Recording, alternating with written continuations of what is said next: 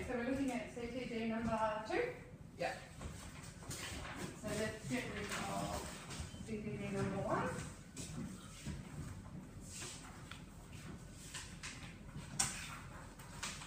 Okay, what was our baseline rate for number 2? Remember taking a systematic approach. I said 90, 95 in some places. 95. We'll set around about that. And what's the normal parameter of a baseline heart rate? 110 to 160. So we know it's outside the parameters, yeah? So we already know the CTG is abnormal before we go anywhere else. Accelerations? Yeah. So what did our accelerations, what does it have to be considered accelerations? What heart rate? 50. Which makes anything above 105 to 110 if we said 95? So anywhere you've got 110 or above, that's where you can know that you've got an acceleration. Variability? It's good. Greater than 6. Yes, so it's greater than 6. Excellent. Decelerations? No. No? Contractions? No. No, nothing there. So, is that a normal or an abnormal trace? No, It's that's normal. an abnormal trace because the baby is 41 plus 3. Yeah, but that's not why it's an abnormal trace. So It's an abnormal because it's outside. yeah, the so it doesn't matter what the reasoning behind why we think this trace is the way it is. As soon as you've got something outside of the parameters, it's abnormal. So according to Rand's cog, it's either normal or it's abnormal. Okay, so this is an abnormal trace. But when we look at the history, the clinical picture says the CTG was recorded from a premature woman at 41 plus 3 weeks gestation. Now, what do we know about late gestation? They're Parasympathetically driven. So a parasympathetic nervous system drive is going to give you a decreased fetal heart rate. So if I had a 27-weeker, I wouldn't be able to excuse that low fetal heart rate, would I? So it's an abnormal trace, but in the clinical picture, we can understand why. Now, a fetal heart rate on its own, outside of parameters, is not considered overly concerning.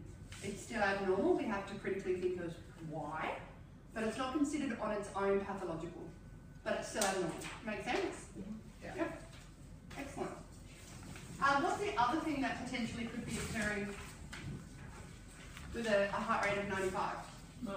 Could be mum. We just need to make sure that it's definitely not mum that we're picking up. Alright, next one. That's tricky. What do we get for the baseline rate? hard to determine. It's difficult to determine. It could have been 155-ish, or it could have been close to Yeah, I can 40. read this one. I said 150 to I remember doing it. 155. Hard to determine. If there's no baseline rate that you can determine, can you interpret the rest of the No. CTG? No. No. The So leave it CTG, on. yeah, you just leave it on. The CTG was recorded from a multigravid woman at 39 weeks gestation. She was attending for fetal monitoring following a previous poor outcome. We don't know what that outcome was. We could have a look at it and say that based on where there is, like, you know, a little bit of irritability, kind of with what looks like a partial contraction, that it's potentially an accelerated trace, but we don't really know, do we? You don't know if it's an acceleration, deceleration.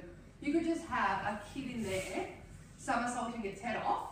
Yeah, But that's that's just fine. a V, and you need half an hour. So you just need to leave it on, but you cannot interpret the trace, and if you cannot interpret the trace, is it normal or abnormal?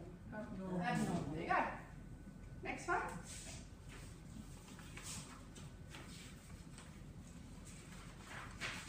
Sorry, just go back to that trace before. You can see down the bottom where mum's marked Yeah. that the baby's moving. So is that like a sign of fetal well-being for us? Yeah. Yeah. So we know It's that the moving baby is out. moving, so that's a good sign to us in terms of, oh, okay, well, if it's moving, you know, it's obviously oxygenated and alive. Okay, so number 4, baseline rate, I said 160. Yeah, I said once. 160. accelerations, No. No. none, because what would it have to be to have accelerations? 175. It would need to be greater than or equal to 175, and we don't have those, do we? Variability, I said it was reduced. Yeah, I said. I said reduced as well. I said normal. And decelerations? No. No. Right, so this is where you're going to find it difficult on your CTG exam. So I've got in here that I recognise that potentially it could be considered reduced or normal, and I have to make a decision on, because the exam's going to ask you to choose One or the one other. or the other. Now, you said you erred Yeah. on the side of caution, Yeah. so. Yeah, and then what I did is I went through and I looked at all the different places in there that I thought it was reduced, and majority won. So the majority of that CTG, there was normal variability. There was periods where I could definitely identify In the box. that it was reduced. So I went with the majority rule because I had a reasonable trace, I thought. So it's just, these are the ones that you're going to have difficulty with on the exam. There's no accelerations in There is no acceleration. So the CTG recorded from a 26 plus 4 week gestation premagravid woman who had commenced fetal monitoring for prolonged pre-labour rupture of membranes. Is it a normal or an abnormal trace? Abnormal. Abnormal. Why is the heart rate so high? It's Well, it's only 24 weeks. sympathetic. It's sympathetically driven. So yeah, it's 26 plus 4, so it's sympathetically driven. Where do we kind of start with our CTGs predominantly? See, I didn't see this as abnormal. Yeah. Hey? I didn't see it as abnormal. You didn't see it as abnormal. Did you not put down that it had reduced No. fetal? Okay, so but if you didn't put down reduced, then you would consider it a normal trace. Yeah. But everybody else had said that they put down abnormal. Like, so if you were to mark that off as an exam, then that would be your thing. On top of that, it had no accelerations and it's an antenatal trace, so it needed to have 2 accelerations to be That's why I considered said it was normal. Abnormal, yeah. Sorry, what was I saying then? So, okay. So if you said the heart rate was 160, then you would need to find accelerations from 175. I said it was 155 to 160. Yeah, so that's how I've. So you've got 2 accelerations, Yeah, I have. I think. So just to give you a bit of feedback on the actual paper, it's an abnormal trace for no decelerations and it had normal Is that what the variability. actual answer was? No acceleration. No accelerations, it was considered a heart rate And of they said 160. the variability was normal. They said it was normal. So if you get one that looks like that, it's normal. So variability is normal, and it's because there's no acceleration. Yes. In which case you just leave it on. Yeah, you would just leave it on. And my point being, you've got a 26 plus 4 weeker. Like, you're really on the borderline of being able to get a CTG anyway. You know, it's really difficult in that situation to be able to give it. The other thing is she's got prolonged pre-labour rupture of membranes. So you've got to not stop at the point of sympathetically driven. And you've got to think if she's got a pre-ruptured membranes, it could be a choreo. So what are her odds look like as well? So is this a maternal fever that's causing that? Yeah, so it's the same with any type of differential diagnosis. You need to make sure that you go and determine everything that you can think of. Just so I'm clear, the answer is that it's an abnormal trace purely because there's no evidence of accelerations in an antenatal trace. Yep, the antenatal trace must have the 2 accelerations.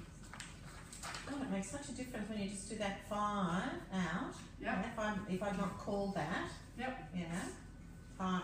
And that's like when I was saying, when you're thinking is it this or it's that, go through and do a few of them, like all the way between whatever contractions you've got and then get your average number. So that's where I got my 160 because I was like you, I'm like, I don't know, like I'm 150 here. Number 5, baseline rate. 35. 140 towards the end when the baby wakes up a bit.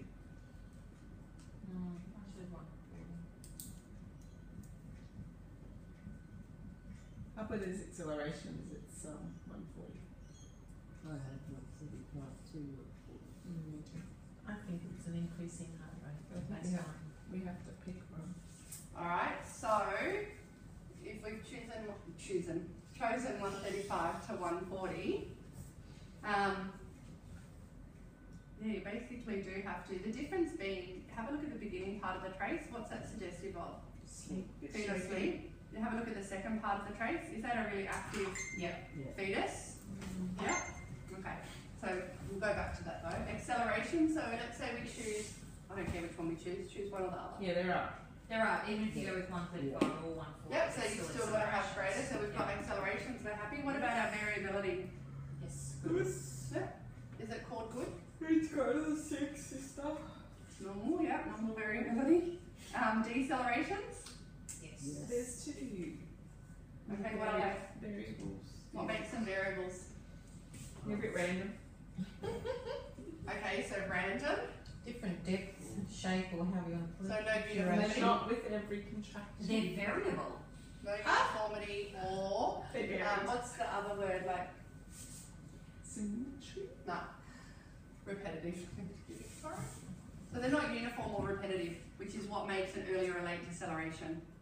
So that is the actual, my words, definition. Or criteria more than Yeah, definition. is that they're uniform and repetitive as a late or an early, and then you work out from the uniform and repetitive where they sit in line with the contraction.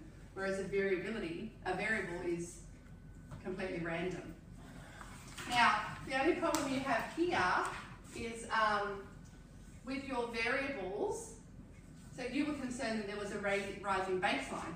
So if you're saying that it's a variable with a rising baseline, that makes it a complicated variable, which makes it an incredibly abnormal trace with fetal compromise.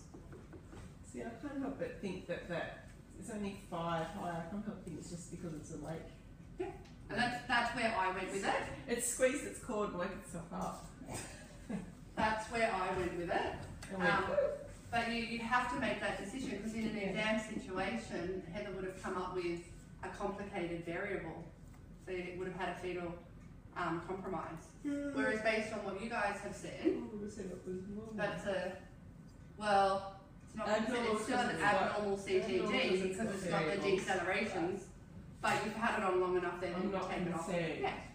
So the CTG was recorded from a multigravid woman at 38 weeks gestation being monitored for gestational diabetes requiring metformin, which has no impact. No. So that's where you're going to have to play with. That baby was asleep, it's now woken up, so I would suggest that that's why, I had picked the fetal heart rate at 140, not 135, with my little ruler, but that's where you could potentially see that there would be conflict between questions. Hey, Yep. number 6, So what's the answer? abnormal. Sorry? Abnormal because of the decelerations. Alright, yeah. But as far as They were just variable, they weren't complicated, it wasn't a rising baseline.